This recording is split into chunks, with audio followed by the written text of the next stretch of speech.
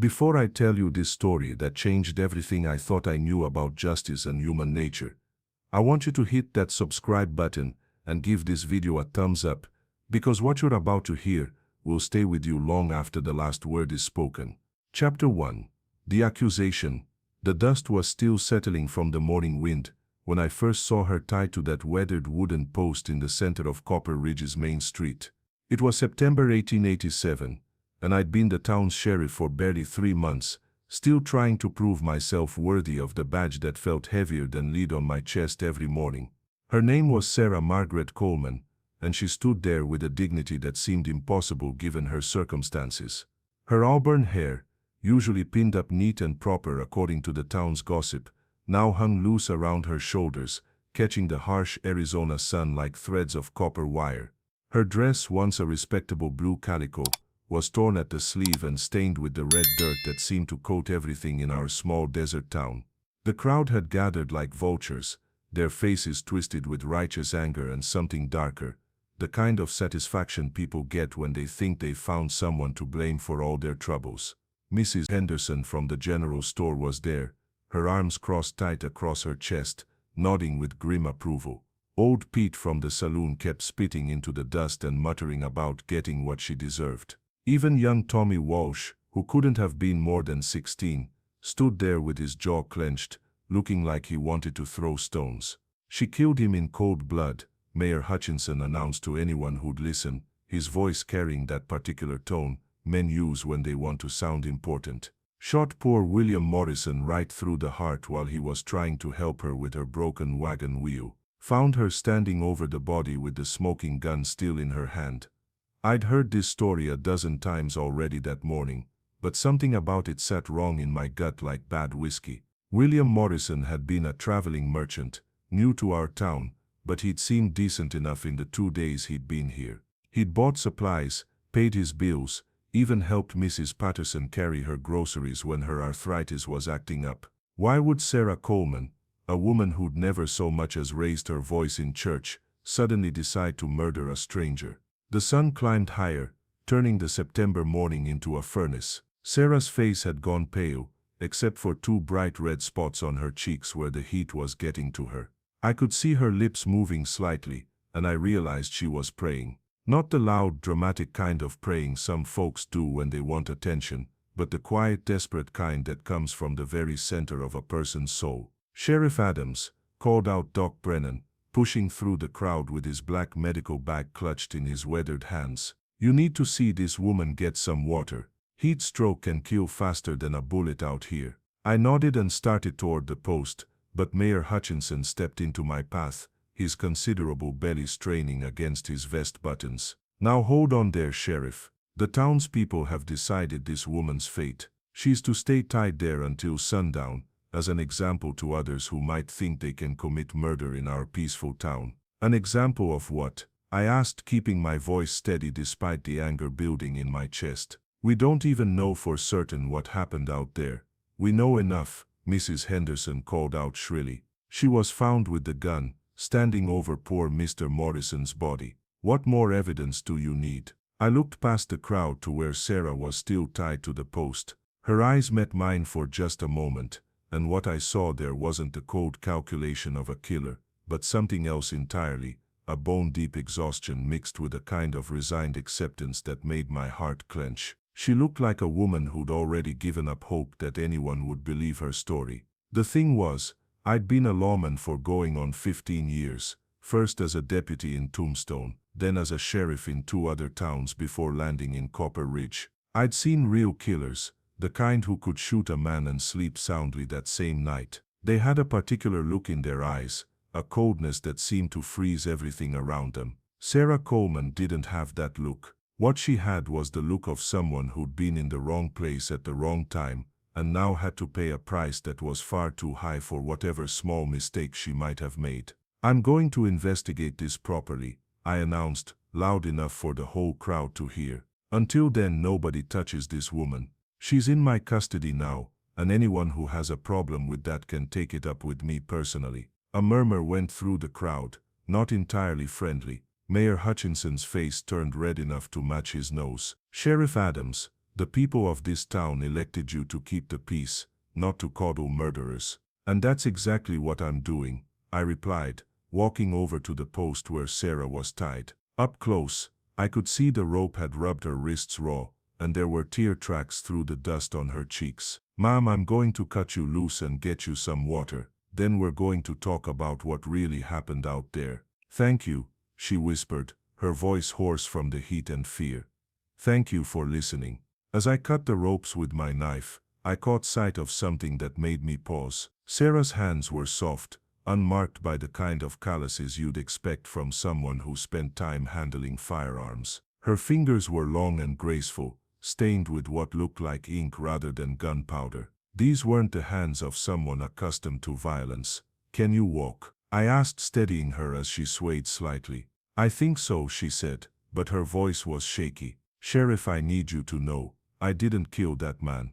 I swear on my mother's grave, I didn't kill him. The crowd was getting restless, voices rising in protest as I helped Sarah toward the jail. I could hear Mayor Hutchinson shouting something about vigilante justice and taking matters into their own hands, but I kept walking. Sometimes being a lawman meant doing what was right instead of what was popular, even when it felt like the whole world was against you. As we reached the jail, Sarah stumbled, and I caught her arm to keep her from falling. Thank you, she said again, and this time I heard something in her voice that hadn't been there before, a tiny spark of hope that maybe, just maybe, someone was finally going to listen to her side of the story. I helped her into the jail cell, not because I believed she was guilty, but because it was the safest place for her right now. The mob outside was growing more agitated by the minute, and I'd seen what angry people could do when they thought they had justice on their side. Rest for a while, I told her, bringing her a cup of water and a damp cloth for her face. When you're ready, I want you to tell me everything that happened out there, from the very beginning. Don't leave anything out, no matter how small it might seem. She nodded, taking a sip of water with hands that shook slightly. Sheriff, there's something else you need to know. I didn't just find Mr. Morrison's body by accident. Someone sent me a note, telling me to come to that exact spot if I wanted to learn something important about my husband's death. My blood went cold. Sarah's husband, Thomas Coleman, had died in a mining accident 6 months ago. At least, that's what everyone had been told. What kind of note? It's in my reticule, back at the scene. But Sheriff, the handwriting, it wasn't like anything I'd ever seen before. It was shaky, like someone was trying to disguise their natural writing. I felt the pieces of a much larger puzzle starting to shift in my mind. This wasn't just about a woman accused of murder. This was about secrets that someone had been willing to kill to keep buried, and now an innocent woman was paying the price for being brave enough to seek the truth. Chapter 2. The Investigation. The next morning came too soon, and not soon enough. I'd spent most of the night sitting in the jail, listening to Sarah's story, and trying to piece together what had really happened out there on the desert road. Her account was detailed and consistent, told without the kind of dramatic flourishes that usually accompanied lies. She'd received the mysterious note slipped under her door sometime during the night, had waited until morning to follow its instructions, and had found William Morrison's body, already cooling in the dust beside his overturned wagon. What bothered me most was the gun. According to Sarah, she'd never seen the weapon before in her life, yet there it was, found in her hand when the first witnesses arrived. A Colt .45, well-maintained but with no identifying marks. Not the kind of gun a woman would typically carry, and certainly not one that belonged to Sarah Coleman, who told me she'd never fired a weapon in her life. The sun was just painting the horizon pink when I decided to ride out to the scene of the crime. The desert morning was crisp, with that particular clarity that comes before the heat sets in and turns everything into a shimmering mirage. I took my time, letting my horse pick his way carefully along the rocky trail, studying every detail of the landscape. The spot where Morrison had died was easy to find. The dried blood in the sand formed a dark stain that would probably be visible for months. His wagon sat nearby, still overturned, its contents scattered across the desert floor. Bolts of fabric, small tools, bottles of patent medicine, and other goods that traveling merchants carried from town to town. But something was missing. I'd been told that Morrison was carrying a strong box with his earnings from the past month of trading. Such boxes were common among traveling merchants, usually locked and secured with a chain to the wagon bed. But there was no strong box here, and no chain marks on the wagon where one might have been attached. Kneeling beside the bloodstain, I studied the ground more carefully. The sand here was soft, the kind that holds footprints well. I could see Morrison's boots, size 10 or 11, with a distinctive wear pattern on the right heel. Sarah's smaller prints were there too, along with the prints of several other people who'd arrived after the body was discovered. But there was something else, a third set of prints, larger than Sarah's but smaller than Morrison's. They approached the scene from the east, circled around the wagon, and then headed back in the same direction. Whoever had made these prints had been careful, stepping lightly, but they'd made one mistake. Near the wagon's rear wheel, a clear boot print was pressed into a patch of damp sand where water had leaked from Morrison's barrel. I studied that print carefully, memorizing every detail. The boot was well made, with a distinctive star-shaped pattern on the heel. Not the kind of boot a drifter or common criminal would wear, but not fancy enough for a wealthy man either. Somewhere in between, the kind of boot a successful businessman or skilled craftsman might choose. Following the mysterious boot prints, I walked about 50 yards east of the wagon before I found what I was looking for. Hidden behind a cluster of desert sage, someone had built a small fire and waited, probably for hours, judging by the amount of ash and the number of cigarette butts scattered around the makeshift camp. Whoever had been here had been patient, organized, and had known exactly when Sarah would arrive. This wasn't a crime of passion or a random act of violence. This was a carefully planned murder, and Sarah Coleman had been chosen as the perfect scapegoat. I gathered up several of the cigarette butts and wrapped them in my handkerchief. Back in town, I'd be able to identify the brand and maybe even find out who'd been buying that particular type of tobacco. It wasn't much, but it was a start. The ride back to Copper Ridge gave me time to think. Someone had killed William Morrison, probably for the money he was carrying. But why choose Sarah as the fall guy? What was it about her that made her the perfect target for this frame-up? The answer came to me as I approached the town limits. Sarah was a widow, living alone with no family to speak up for her. She was quiet, kept to herself, and had never been particularly popular with the other women in town. Some folks thought she was too educated, too independent for a woman in her position, and after her husband's death, she'd started asking questions about the mining accident that had killed him.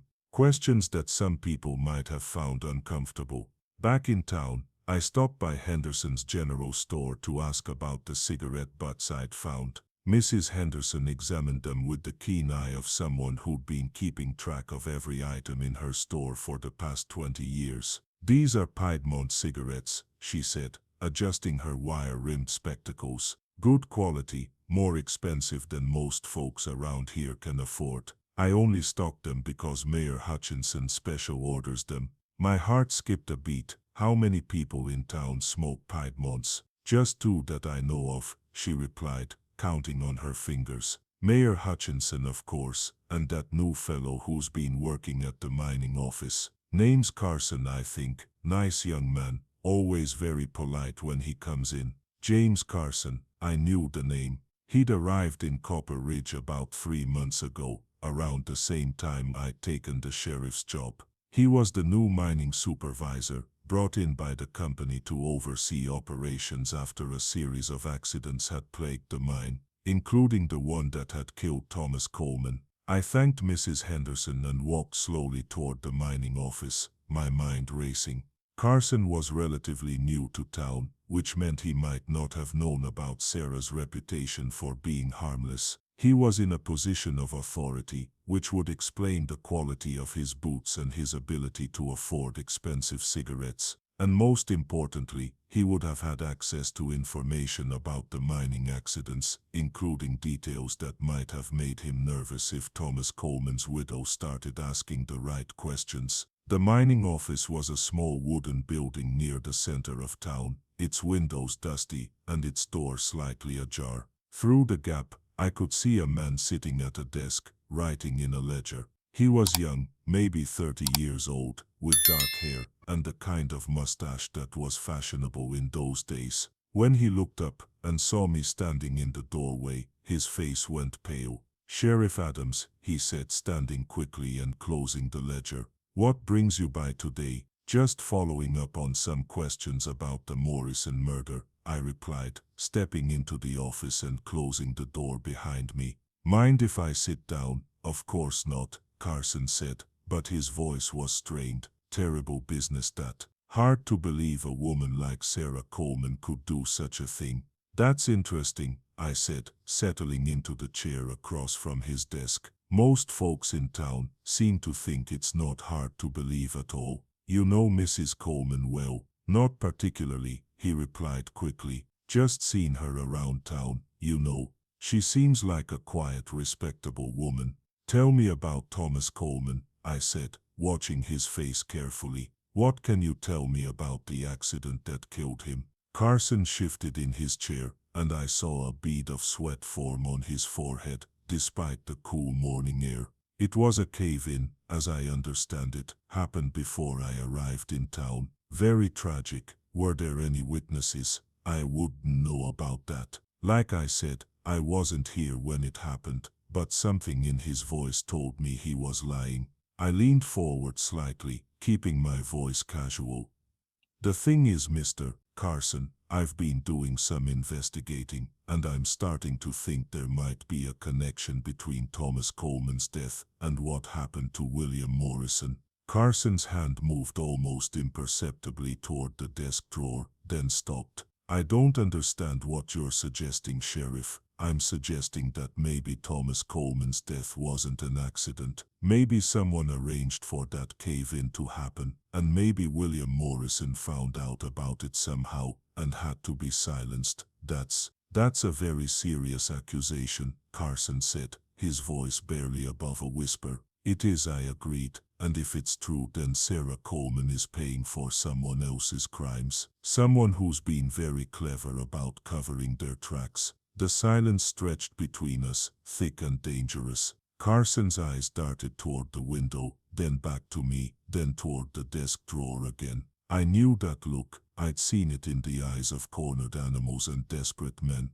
It was the look of someone who was calculating whether they could get to their gun before I could get to mine. "You know what I think, Mr. Carson," I said, keeping my voice steady. "I think you've been skimming money from the mining operation. I think Thomas Coleman figured it out, and you arranged for him to have an accident. But then Morrison came to town, and somehow he'd gotten hold of information that could expose what you'd done. Maybe he was even trying to blackmail you." Carson's face was white now, but his jaw was set with determination. "You can't prove any of that." "Maybe not yet," I admitted, "but I can prove you were at the scene of Morrison's murder. I found your cigarette butts, Carson. Piedmont cigarettes, the expensive kind that only 2 people in this town can afford, and I found your boot prints in the sand." For a moment Carson looked like he might try to deny it. Then something seemed to break inside him, and his shoulders sagged. "You don't understand," he said quietly. "I never meant for anyone to get hurt. It was just the money was there, and the company was making so much profit from the mine. I only took a little at first, but Thomas Coleman found out. He was too smart for his own good," Carson said bitterly. "Started asking questions about the safety reports, the accident rates, the missing equipment. He was going to expose everything." "So you killed him." "It was supposed to look like an accident." Carson's voice cracked. "Just a small cave-in, nothing that would hurt anyone else. But Thomas, he was in the wrong place at the wrong time. And Morrison, he was a traveling merchant, but he was also a former mining engineer. He'd been asking questions around town about the Coleman accident, said something didn't add up about the official report. When I realized he was getting close to the truth, I had to do something. So you sent Sarah the note, knowing she'd come looking for answers about her husband's death. Carson nodded miserably. I thought if I could make it look like she'd killed Morrison in a fit of rage, maybe over some business deal gone wrong, it would end the investigation. No one would keep digging into Thomas's death if they thought his widow was a murderer. I stood up slowly, my hand resting on the butt of my revolver. James Carson, you're under arrest for the murders of Thomas Coleman and William Morrison, and for the attempted murder of Sarah Coleman's reputation and freedom. Carson looked up at me with eyes that were already defeated. Sheriff, I need you to know, I never wanted to hurt that woman. She didn't deserve what I put her through. No, I agreed, she didn't, but you're going to have the chance to make it right. You're going to tell the whole town what really happened, and you're going to clear her name. As I led Carson out of the mining office in handcuffs, I felt a weight lift from my shoulders. Justice was going to be served, and Sarah Coleman was going to be free. But I knew that clearing her name was only the beginning. The real work would be helping her heal from the trauma of being falsely accused, and helping the town learn to trust again after being so wrong about one of their own. Chapter 3. The confession. The courthouse in Copper Ridge wasn't much to look at, just a simple wooden building with a few rows of benches and a raised platform where Judge Morrison held court once a month. But on this particular September afternoon it felt like the most important place in the world. Word had spread quickly through town that James Carson had been arrested for the murders, and now everyone who'd been so quick to condemn Sarah Coleman was crowding into the small space, their faces a mixture of curiosity and shame. I'd spent the morning getting Carson's full confession down on paper, and it was a story that made my blood run cold. The man had been systematically stealing from the mining company for over a year, falsifying safety reports and pocketing the money that should have gone to proper equipment and safety measures. When Thomas Coleman had started asking questions about the unusually high accident rate at the mine, Carson had panicked. I need you to understand, Sheriff, Carson had said as I wrote down his words. I never set out to be a killer. I was just trying to make enough money to pay off my gambling debts back in Denver. But once I started stealing, it got easier and easier to justify. And when Thomas started getting suspicious, the cave-in that had killed Thomas Coleman hadn't been an accident at all. Carson had deliberately weakened the support beams in the section where Thomas was working, timing the collapse to look like a natural disaster. 3 other miners had been injured in the same incident, men who trusted Carson to keep them safe. Sarah sat in the front row of the courthouse, her hands folded in her lap, listening to Carson's confession with a mixture of relief and heartbreak. She'd finally learned the truth about her husband's death, but the truth was almost too terrible to bear. The man she trusted to investigate Thomas's accident had been the one who'd caused it. Judge Morrison, no relation to the murdered William Morrison, was a stern man with gray hair and eyes that missed nothing. He'd heard Carson's confession in private first, then had asked Carson if he was willing to repeat it in front of the entire town. I want to make this right, Carson had said, his voice barely above a whisper. I want everyone to know that Sarah Coleman is innocent, and I want them to know what really happened to her husband. So here we were, packed into the courthouse like sardines, waiting for a man to publicly confess to crimes that would likely see him hanged. The irony wasn't lost on me that just 2 days ago, many of these same people had been calling for Sarah's blood. Judge Morrison called the session to order, and the room fell silent. James Carson, he said, his voice carrying easily through the small space, you have requested the opportunity to make a public statement regarding the deaths of Thomas Coleman and William. Do you understand that anything you say here can and will be used against you in a court of law? I understand, Your Honor, Carson replied, standing slowly. He looked like he'd aged 10 years in the past day, his face gaunt and his eyes hollow. I want to tell the truth about what I've done, and I want to clear Mrs. Coleman's name. The judge nodded. Proceed. Carson turned to face the packed courtroom, his gaze finding Sarah in the front row. Mrs. Coleman, he said, his voice breaking slightly, I owe you an apology that I can never adequately express. What I did to you, letting you be accused of a crime you didn't commit, was cowardly and despicable. You are a good woman, and you deserve so much better. Sarah's eyes filled with tears, but she nodded for him to continue. 6 months ago, Carson went on, I murdered your husband. I killed Thomas Coleman because he was about to expose the fact that I'd been stealing from the mining company and putting men's lives at risk with foggy equipment and inadequate safety measures. A gasp went through the crowd. Several people started to speak at once, but Judge Morrison backed his gavel for silence. Thomas was a good man, Carson continued, an honest man who cared about the safety of his fellow miners. When he started asking questions about the accident reports, I knew it was only a matter of time before he discovered what I'd been doing. So I arranged for the cave-in that killed him, making it look like a natural accident. Mrs. Henderson, who'd been one of the loudest voices calling for Sarah's punishment, was now weeping openly. Oh, Sarah, she whispered, what have we done? He thought I was safe, Carson said, his voice growing stronger as he continued. He thought I'd covered my tracks perfectly. But then William Morrison came to town. He was a traveling merchant, but he'd been a mining engineer before that. He started asking questions about the Coleman accident, said the official report didn't match what he'd expect to see from a natural cave-in. Carson's hands were shaking now, but he pressed on. Morrison was getting close to the truth. He'd even started talking about writing to the territorial authorities about his suspicions.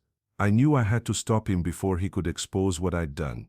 So you killed him too, Judge Morrison said, his voice heavy with disgust. I killed him, Carson confirmed. I lured him out to the desert road with a fake message about a potential sale.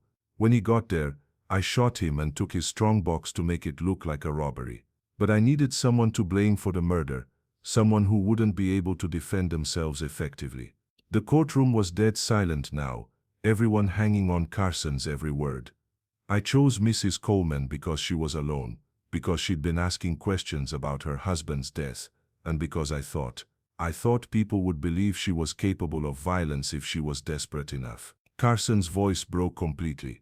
I sent her a note telling her to come to the spot where Morrison was killed if she wanted to learn something about Thomas's death.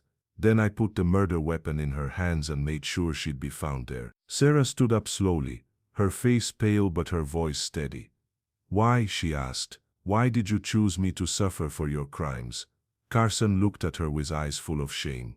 Because I was a coward, he said simply. Because I thought your life was worth less than mine. Because I was selfish and desperate, and I didn't care who got hurt as long as I could save myself. The judge leaned forward. Mr. Carson, do you have anything else you wish to say? Just this, Carson replied, turning back to Sarah.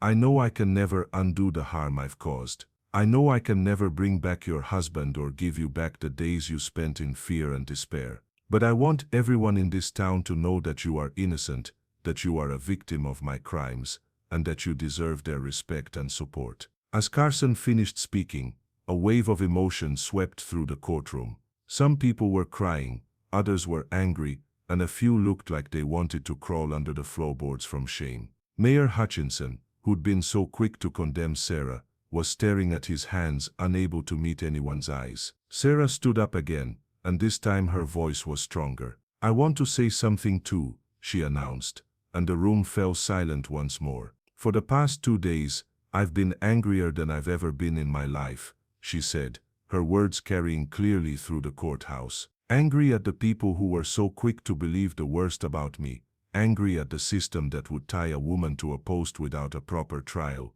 and angry at myself for being naive enough to think that justice would prevail without a fight. She paused, looking around the room at the faces of her neighbors and fellow townspeople.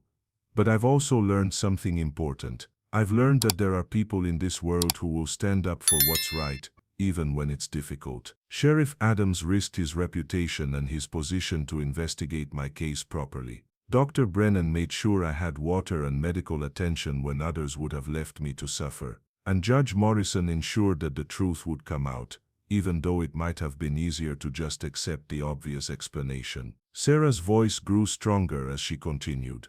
I want to thank those people who showed me kindness and courage when I needed it most. And for those who were quick to judge me, I want you to know that I forgive you. We all make mistakes, and we all have moments when fear and anger cloud our judgment. What matters is that we learn from those mistakes and do better in the future. The courtroom erupted in applause, and I saw more than a few people wiping tears from their eyes. Sarah had shown a grace and dignity that shamed everyone who doubted her, and she'd done it without bitterness or revenge. Judge Morrison banged his gavel one final time. James Carson, he said, you are hereby committed to stand trial for the murders of Thomas Coleman and William Morrison. Given the serious nature of these crimes and your full confession, I am ordering you to be held without bail until your trial can be scheduled. As I led Carson out of the courthouse in shackles, I caught sight of Sarah surrounded by townspeople who were apologizing, offering support and trying to make amends for their earlier behavior.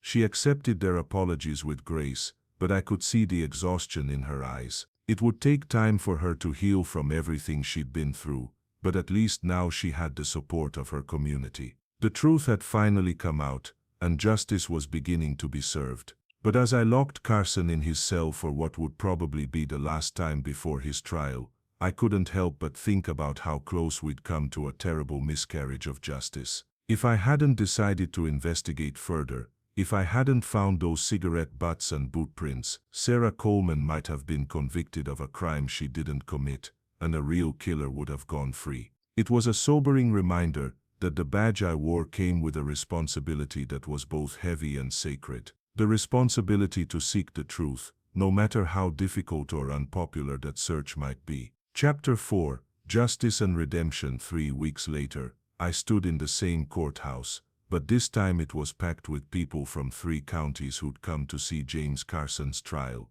Word had spread throughout the territory about the case, and newspapers from as far away as Phoenix had sent reporters to cover the story. The tale of an innocent woman nearly executed for a crime she didn't commit, and the last-minute confession that saved her life, had captured the public's imagination. Carson's trial was swift and decisive, with his full confession already on record, and the physical evidence I'd gathered from the crime scene. There was little doubt about the outcome. The jury took less than an hour to find him guilty on all counts, and Judge Morrison sentenced him to hang for the murders of Thomas Coleman and William Morrison. I testified at the trial, describing my investigation and the evidence that had led me to Carson. As I spoke, I watched the faces of the jurors and the spectators, seeing the mixture of horror and fascination that such stories always evoke. But what struck me most was the way they looked at Sarah Coleman, who sat in the front row throughout the proceedings. The woman who'd been tied to a post and left to suffer in the desert sun was now regarded as something of a hero.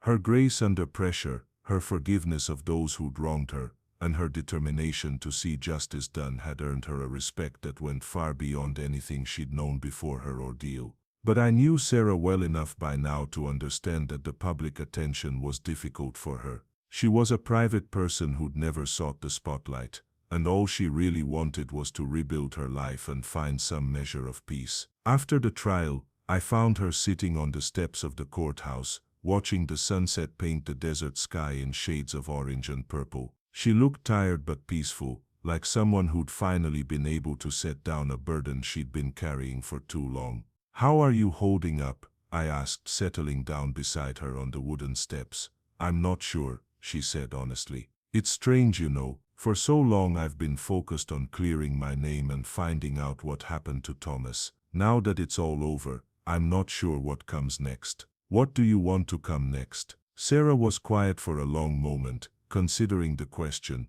"I want to do something that matters," she said finally. "Something that helps other people who might find themselves in situations like mine. There are probably other women out there who've been falsely accused, other people who don't have anyone to fight for them." "What are you thinking?" "I've been talking to a lawyer from Phoenix," she said.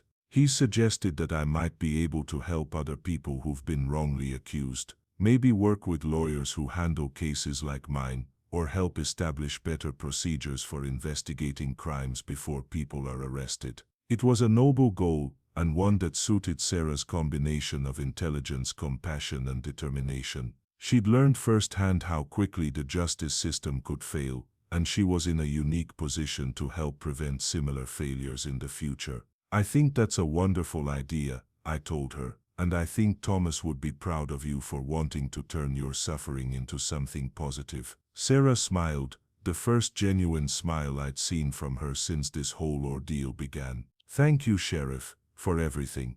You saved my life, and I'll never forget that. I was just doing my job, I said, but Sarah shook her head. No, she said firmly, you were doing what was right, even when it wasn't easy or popular. That's not the same thing as just doing your job. As the sun continued to set, painting the desert landscape in brilliant colors, I reflected on the lessons I'd learned from this case. I'd learned that justice wasn't always obvious, that the truth could be hidden beneath layers of deception and misdirection, and that sometimes the most important thing a lawman could do was to keep asking questions when everyone else was ready to accept easy answers. I'd also learned about the power of forgiveness and grace. Sarah Coleman had every right to be bitter and angry about what she'd endured, but she'd chosen instead to use her experience to help others. It was a lesson in courage that I'd carry with me for the rest of my life. A few months later, I received a letter from Sarah. She'd moved to Phoenix and was working with a legal aid society that helped people who couldn't afford proper representation. She'd also become an advocate for prison reform and women's rights, using her story to highlight the need for better protections for the innocent. I want you to know, she wrote, that what happened to me in Copper Ridge wasn't just a tragedy, it was also a gift. It showed me what I was capable of, and it introduced me to people like you who are willing to fight for what's right. I'm grateful for that, even though I wouldn't wish the experience on anyone else. The letter also included a newspaper clipping about a case in Tucson where Sarah had helped free a man who'd been wrongly convicted of robbery. Her testimony about the importance of thorough investigation and proper evidence collection had convinced the judge to reopen the case, and new evidence had emerged that cleared the man completely. Reading that letter, I felt a deep sense of satisfaction, not just because justice had been served in Sarah's case, but because she'd found a way to turn her pain into purpose. The woman who'd been tied to a post in the blazing sun had become a beacon of hope for others who found themselves trapped in similar circumstances. As for James Carson, he was executed 2 months after his trial. I was there, as was my duty as the arresting officer, and I watched as he faced his final moments with what appeared to be genuine remorse. His last words were an apology to the families of Thomas Coleman and William Morrison, and a plea for others to learn from his mistakes. Standing there in the prison yard, watching a man pay the ultimate price for his crimes, I thought about the chain of events that had led us all to that moment. Carson's greed had started it all, but his cowardice had made it so much worse. If he'd confessed to stealing from the mining company when Thomas Coleman first started asking questions, Thomas might still be alive. If he'd turned himself in after killing Thomas, William Morrison would never have had to die. And if he'd had the courage to face his crimes instead of framing an innocent woman, Sarah Coleman would never have suffered as she did. But perhaps that's the nature of evil. It compounds itself, growing larger and more destructive with each attempt to hide it.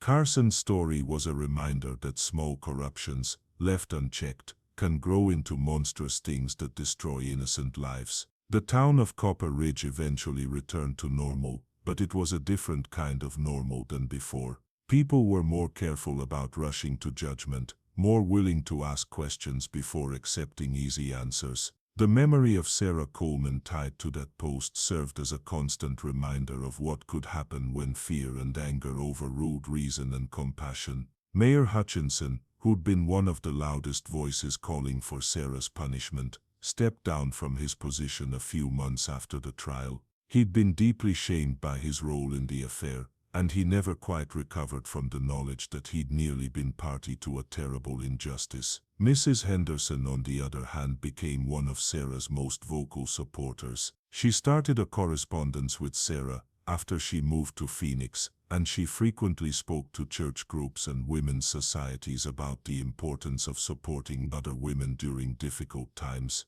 The general store became an unofficial information center for news about Sarah's work, and Mrs. Henderson took pride in telling customers about the important cases Sarah was helping with. As for me, the case changed the way I approached my job as sheriff. I became more methodical in my investigations, more careful about examining all the evidence before drawing conclusions. I also made it a point to listen more carefully to the stories of people who seemed to have no one else to speak for them. 6 months after Carson's execution, I received an unexpected visitor. Dr. Brennan knocked on my office door one evening, carrying a bottle of whiskey and wearing an expression I couldn't quite read. "Sheriff," he said, settling into the chair across from my desk, "I've been thinking about the Coleman case, and there's something I need to tell you." I poured 2 glasses of whiskey and waited for him to continue. "The day Sarah was tied to that post," he said slowly, "I knew she wasn't guilty. I'd been her husband's doctor, and I'd treated Thomas after several mining accidents before the one that killed him. I knew Sarah well enough to know she wasn't capable of cold-blooded murder." "Then why didn't you speak up?" I asked, though I thought I already knew the answer. "Because I was a coward," Dr. Brennan said simply. "Because it was easier to go along with the mob than to stand up for what I knew was right. I told myself that someone else would figure out the truth, that it wasn't my responsibility to get involved." He took a sip of whiskey and continued, "But watching you investigate that case, seeing you risk your reputation and your position to find the truth, it made me realize that we all have a responsibility to speak up when we see injustice. I wanted to thank you for that lesson, and to promise that I'll never again stay silent when I know someone is innocent." I raised my glass in a toast, to doing what's right, even when it's difficult. "To doing what's right," Dr. Brennan agreed, and we drank to that promise. Years have passed since then, and I've handled dozens of other cases, some almost as complex as the Coleman affair, but I've never forgotten the lessons I learned during those difficult September days in 1887. I learned that the truth is often hidden beneath layers of deception and misdirection, but it's always there if you're willing to dig deep enough to find it. I learned that justice isn't always popular, but it's always necessary. And I learned that sometimes the most important thing you can do is believe in someone when no one else will. Sarah Coleman taught me about courage and grace under pressure. James Carson taught me about the destructive power of small corruptions left unchecked. And the people of Copper Ridge taught me about the importance of community, both in its capacity for harm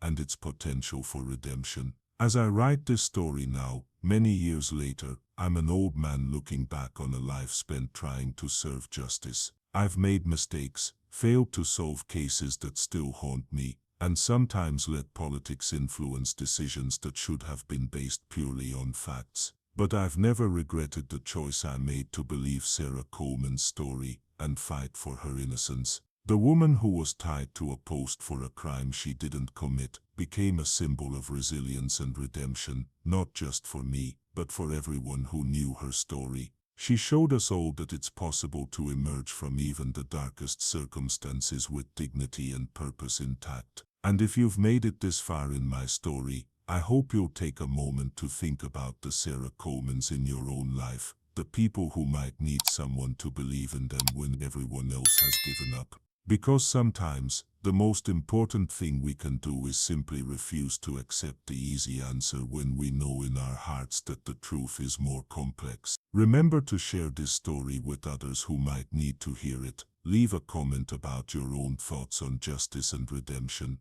and subscribe for more true tales from the American frontier. The stories of the past have much to teach us about the present, and the courage of people like Sarah Coleman continues to inspire new generations to stand up for what's right, no matter how difficult that stand might be.